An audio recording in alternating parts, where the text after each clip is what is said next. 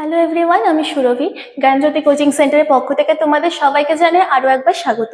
আজকে আমরা আলোচনা করব SKB university first semester geography major ওয়ানে একটি গুরুত্বপূর্ণ বিষয় নিয়ে। দেখো কি আছে বিষয়টি, বিশ্ব উষ্ণায়নে মানুষের ভূমিকা, influence of human beings on global warming. অর্থাৎ বিশ্ব উষ্ণায়ন যে হচ্ছে, এই বিশ্ব উষ্ণায়নে মানুষের কি ভূমিকা রয়েছে সেটা নিয়ে কিন্তু আজকে আমরা আলোচনা করব। তো কি আছে প্রথমে দেখে নেব। বিশ্ব উষ্ণায়ন অথবা পৃথিবীর জলবায়ু পরিবর্তনে প্রাকৃতিক প্রভাব থাকলেও মানুষের বৈচিত্র্যময় কার্যাবলীর ফলে কিন্তু বহুলাংশে প্রভাব বিস্তার করেছে। মানুষের অবিবেচনা প্রসূত কার্যকলাপে বহুল পরিমাণে গ্রিনহাউস গ্যাস পরিবেশে মিশছে। গ্রিনহাউস গ্যাসগুলি কি কি? এখানে গ্রিনহাউস গ্যাস বলতে বোঝানো হচ্ছে carbon die oxide, methane, nitrous oxide ইত্যাদি কিন্তু বোঝানো হচ্ছে পরিবেশে মিশেছে। এর ফলে কি হচ্ছে, পৃথিবীর তাপমাত্রা উত্তরোত্তর বৃদ্ধি পাচ্ছে। তো প্রচুর পরিমাণে কিন্তু তাপমাত্রা দিনে দিনে বৃদ্ধি পাচ্ছে। মানুষের কার্যকলাপের ফলে বিশ্বের জলবায়ু যে পরিবর্তন ঘটছে তার কারণগুলি এখন নিচে আলোচনা করা হলো, দেখে নাও। অত্যাধিক জীবাশ্ম জ্বালানির দহন। অত্যাধিক জীবাশ্ম জ্বালানি বলতে এখানে কিন্তু পেট্রোলিয়াম, কয়লা ইত্যাদি জীবাশ্ম জ্বালানির কথা বলা হয়েছে।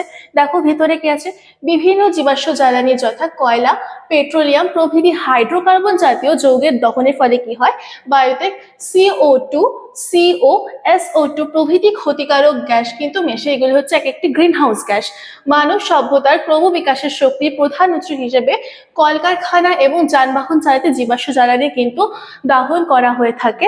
এর ফলে কি হয়, বায়ুতে প্রচুর পরিমাণে গ্রিনহাউস গ্যাসের পরিমাণও বাড়ছে, তাই বায়ুমণ্ডলের তাপমাত্রা উত্তরোত্তর বৃদ্ধি পাচ্ছে। 2 নম্বর কি আছে দেখো, অবাধে বৃক্ষচ্ছেদন। মানুষ তার প্রয়োজনীয় নানা কাজে, দৈনন্দিন নানা রকম কাজে কিন্তু কাজের কারণে কিন্তু অবাধে বৃক্ষচ্ছেদন করে থাকে। সেটা নগরায়ন হতে পারে, কৃষিকাজ হতে পারে, নানা কারণে কিন্তু বৃক্ষচ্ছেদন করে নিজেদের সুযোগ নিতে চায়। তো কি আছে দেখো, স্বাভাবিক উদ্ভিদই একমাত্র কিন্তু প্রাকৃতিক সম্পদ যা কি করে বায়ুমণ্ডলে CO2 বা কার্বন ডাই অক্সাইডকে শোষণ করে কি করে পরিবেশে হচ্ছে অক্সিজেনকে মুক্ত করে দেয়। কিন্তু কৃষিকাজ, বাসস্থান নির্মাণ, নগরায়নের সম্প্রসারণ, জ্বালানি কাঠের প্রয়োজনীয়তার কারণে মানুষ অবাধে গাছ কেটে কি করে বনভূমি পরিষ্কার করে ফেলছে। এর ফলে স্বাভাবিকভাবে বায়ুতে কি হয়, কার্বন ডাই অক্সাইডের পরিমাণ বেড়েই চলছে। কারণ স্বাভাবিক উদ্ভিদ কি করছে, কার্বন ডাই অক্সাইড হচ্ছে বাতাস থেকে শোষণ করে অক্সিজেন ছড়িয়ে দিচ্ছে। এবার যদি উদ্ভিদই না থাকে তো কার্বন ডাই অক্সাইডের পরিমাণ কি হবে, বাড়তে থাকবে। উপরন্তু জ্বালানি কাঠের ব্যবহারে CO2 এর আরো বৃদ্ধি পাচ্ছে। ফলে কি হয়, বায়ুমণ্ডলে উষ্ণতা ক্রমশ বেড়েই চলেছে। 3 নম্বর কি আছে দেখো, ক্লোরোফ্লোরোকার্বন। ক্লোরোফ্লোরোকার্বনের অতিরিক্ত ব্যবহার বা অতি ব্যবহার ও ওজোন ক্ষত সৃষ্টি। CFC হলো একটি গ্রিনহাউস গ্যাস। এই CFC হলো ক্লোরোফ্লোরোকার্বন। CFC হলো একটি গ্রিনহাউস গ্যাস। এটি রেফ্রিজারেটর, শীততাপ নিয়ন্ত্রণ যন্ত্র, রেফ্রিজারেটর বলতে কিন্তু ফ্রিজ বোঝানো হচ্ছে, শীততাপ নিয়ন্ত্রণ যন্ত্র বলতে কিন্তু AC, ইলেকট্রনিক্স শিল্পে এবং রং উৎপাদনে কি হয়, প্রচুর পরিমাণে ব্যবহৃত হয়। তো CFC ক্লোরোফ্লোরোকার্বন কোথায় কোথায় ব্যবহৃত হয়ে থাকে, রেফ্রিজারেটর, শীততাপ নিয়ন্ত্রণ যন্ত্র, ইলেকট্রনিক্স শিল্পে এবং রং উৎপাদনে প্রচুর পরিমাণে CFC বা ক্লোরোফ্লোরোকার্বন কিন্তু ব্যবহার করা হয়ে থাকে। মানুষের প্রয়োজনে এগুলির অধিক ব্যবহারের ফলে বায়ুতে কি হয়, ক্লোরোফ্লোরোকার্বন বা CFC এর পরিমাণ বেড়ে চলেছে, যা স্ট্র্যাটোস্ফিয়ারে ওজোন স্তরকে কিন্তু ক্ষয় করার সঙ্গে সঙ্গে জলবায়ু পরিবর্তনও গুরুত্বপূর্ণ ভূমিকা পালন করছে। তারপরে কি আছে দেখো, 4 নম্বর দ্রুত নগরায়ন। মানুষ কিন্তু ধীরে ধীরে নগরায়নের পরিমাণ বাড়িয়েই চলেছে। বাসস্থানের চাহিদা মেটাতে অধিক দ্রুত হারে নগরায়নের ফলে কি হচ্ছে, সিমেন্ট, ইট, লোহা দ্বারা নির্মিত বড় বড় অট্টালিকা তৈরি হচ্ছে। এগুলির তাপ শোষণ এবং বিকিরণ করার ক্ষমতা কিন্তু প্রচুর। তাই শহরাঞ্চল সংলগ্ন বায়ুমণ্ডলের উষ্ণতা পার্শ্ববর্তী অঞ্চলের তুলনায় কি হয়, বেশি হয়ে থাকে। তারপরে কি আছে দেখো, 5 নম্বর দ্রুত শিল্পায়ন। দ্রুত শিল্পায়ন কি করে বায়ুমণ্ডলে উষ্ণতা বা বিশ্ব উষ্ণায়নের প্রভাব ফেলছে দেখো। শিল্পের প্রয়োজনে কলকারখানার সংখ্যা উত্তরোত্তর বৃদ্ধি পাচ্ছে। দিনে দিনে কি হচ্ছে, কলকারখানার পরিমাণ কিন্তু বেড়েই চলেছে। ফলে এসব কারখানা থেকে নির্গত ধোঁয়া, গ্যাস, বিভিন্ন ধরনের গ্যাস নির্গত হয়।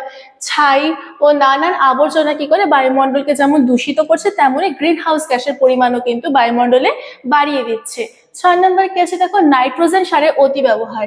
নাইট্রোজেন সার কিন্তু কৃষিতে ব্যবহার করা হয়ে থাকে। কৃষিজ যে ফসলগুলি রয়েছে, সেই ফসলগুলি যাতে গুণগত মান বৃদ্ধি পায়, সেই কারণে কিন্তু নাইট্রোজেন জাতীয় সারে কিন্তু ব্যবহার করা হয়ে থাকে। কৃষিতে ফলন বৃদ্ধির উদ্দেশ্যে জমির উর্বরতা বৃদ্ধির লক্ষ্যে প্রচুর নাইট্রোজেন ঘটিত রাসায়নিক সার কিন্তু ব্যবহার করা হয়।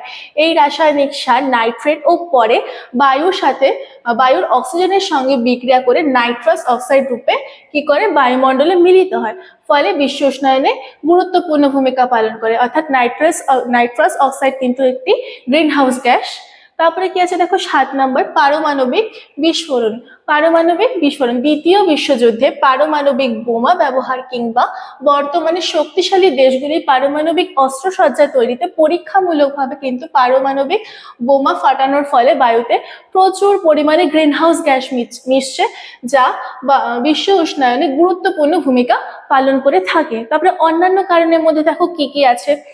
উপরে উক্ত বিষয়গুলি ছাড়া আমরা যে বিষয়গুলি নিয়ে আলোচনা করলাম, জ্বালানি কাঠের ব্যবহার, তারপরে হচ্ছে বৃক্ষচ্ছেদন, তারপরে যেমন হচ্ছে জীবাশ্ম জ্বালানি ব্যবহার, পারমাণবিক হচ্ছে বিস্ফোরণ ইত্যাদি ছাড়াও কিন্তু আরো কিছু কারণ রয়েছে, যেমন পার্বত্য অঞ্চলে অত্যাধিক ঝুম চাষ, তারপরে হিমবাহ অধ্যুষিত অঞ্চলে পর্যটন শিল্পের বিকাশ, মৃত্তিকার উপর অধিক আচ্ছাদন ইত্যাদির প্রভাবও কিন্তু বিশ্ব উষ্ণায়ন ঘটে থাকে।